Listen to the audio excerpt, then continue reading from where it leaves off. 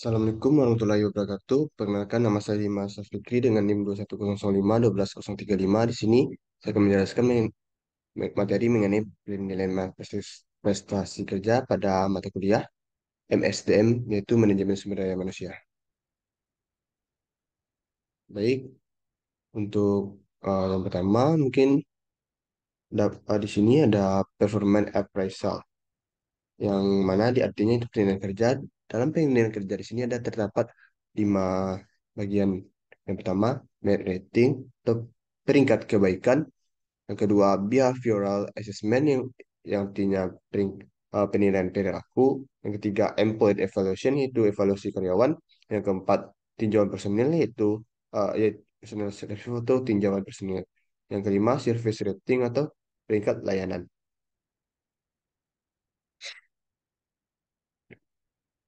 Nah, di sini ada performance appraisal is defined as evaluating an employee's current or past performance relative to his or her performance standard. Menurut Gary Disler, yang artinya penilaian kinerja ditentukan sebagai mengevaluasi kinerja karyawan saat ini atau masa lalu terkait dengan standar kinerjanya. Pada suatu evaluasi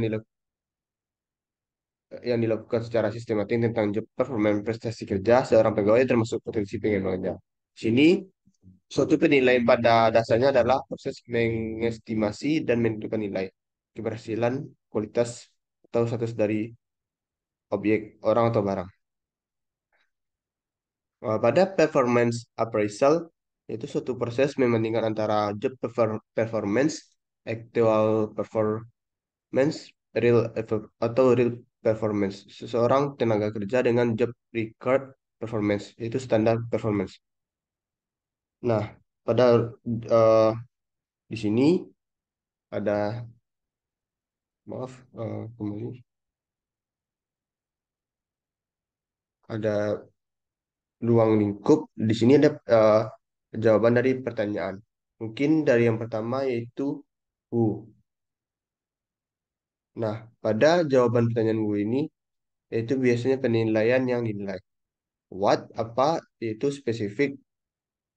kerangka spesifik, kerangka atau waktu objek.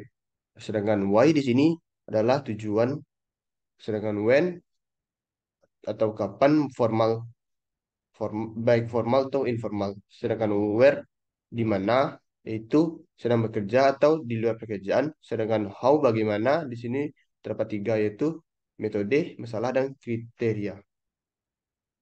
Selanjutnya syarat dasar yang pertama di relevance, yang itu suatu performance appraisal hanya mengukur hal-hal yang berhubungan langsung relevan dengan job performance. Bisa diketahui dengan melihat hasil job analysis yang up to data, berhubungan dengan validitas alat ukur yang digunakan.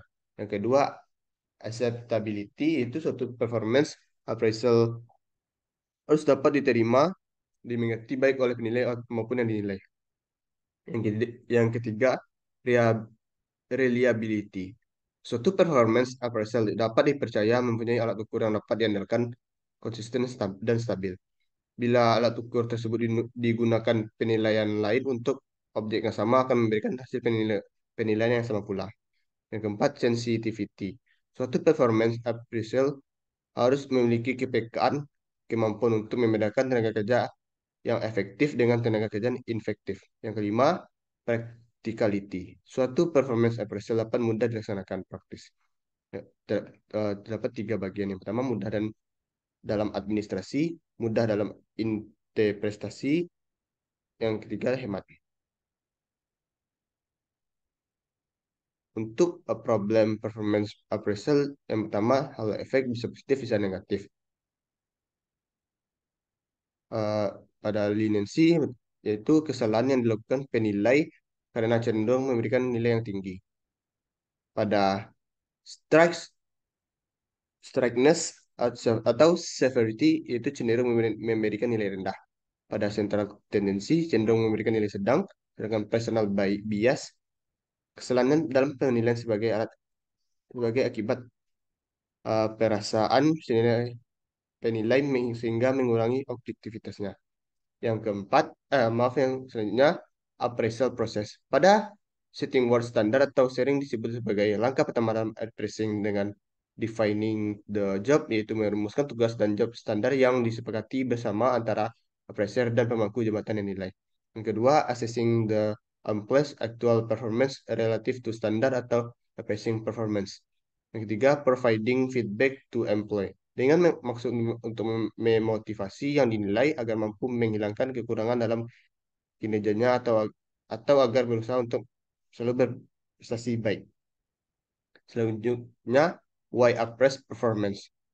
Seperti yang pertama, menghasilkan informasi yang berguna untuk menetapkan kebijakan promosi atau menetapkan kebijakan balas jasa. Yang kedua, memberi bahan untuk mereview perilaku bawahan yang berhubungan untuk tugas jabatannya. Yang ketiga, merupakan bagian dari proses rencana pengembangan karir yang dapat membantu manajemen dalam mengelola dan meningkatkan kinerja organisasi. Baik, terima kasih untuk materi hari sekian materi yang dapat saya sampaikan. Saya ucapkan terima kasih. Assalamualaikum warahmatullahi wabarakatuh.